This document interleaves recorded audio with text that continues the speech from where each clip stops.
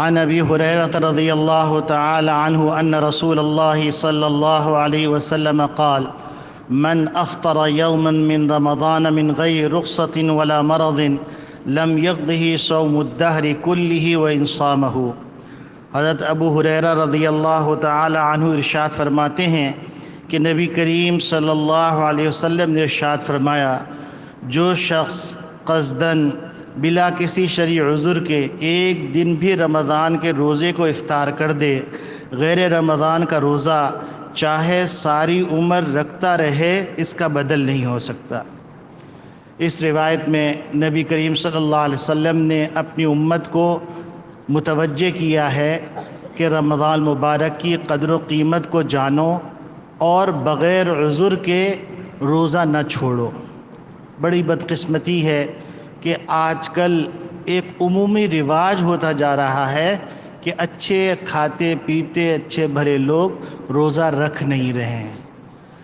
حدیث کی اس روشنی سے معلوم ہوا کہ ساری زندگی بھی رمضان کا ایک روزے کا بدل نہیں ہو سکتا۔ اس کے ساتھ ساتھ ایک مسئلہ یہ ذہن میں رہنا چاہیے کہ ایک آدمی نے روزہ رکھا اور جان بوجھ کے توڑ دیا، تو ایسی صورت میں اس کو ایک روزہ قضا کرنا پڑے گا اور کفارے کے طور پر 2 مہینے کے روزے رکھنے پڑیں گے، یعنی گویا کہ 61 روزے رکھے گا تو اس ایک روزے کا بدل بنے گا۔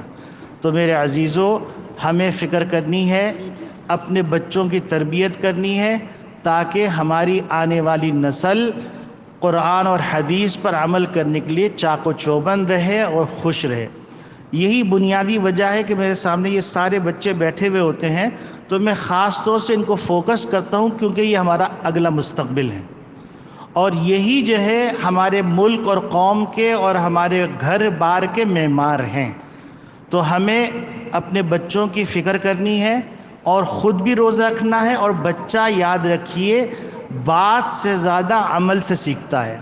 آپ جیسا کریکٹر اس کے سامنے ظاہر کریں گے وہ لاشعوری طور پر اسی کریکٹر کو آئیڈیلائز کرے گا۔ تو ہم سب کو کوشش کرنی ہے کہ ہم بھی روزہ رکھیں، بغیر عذر کے روزہ نہ چھوڑیں، اور ساتھ ساتھ لوگوں کو بھی دعوت دیں کہ بھائی روزہ رکھ لو، دنیا سے ایک دن جانا تو ہے، تو کچھ سودا لے کے جاؤ تاکہ وہاں پر خالی ہاتھ نہ رہے۔ اللهم صل على سيدنا ونبينا وشفيعنا وحبيبنا ومولانا محمد وعلى آله وصحبه وبارك وسلم۔ ربنا تقبل منا صيامنا وقيامنا وجعلنا من عتقاء شهر رمضان، وجعلنا من عبادك الصالحين، وجعلنا من الذين يذكرونك ذكرا كثيرا ويسبحونك بكرة وأصيلا، وجعلنا من الذين لا خوف عليهم ولا هم يحزنون۔ اللهم اعتق رقابنا ورقاب آبائنا ورقاب أمهاتنا ورقاب أساتذتنا من النار۔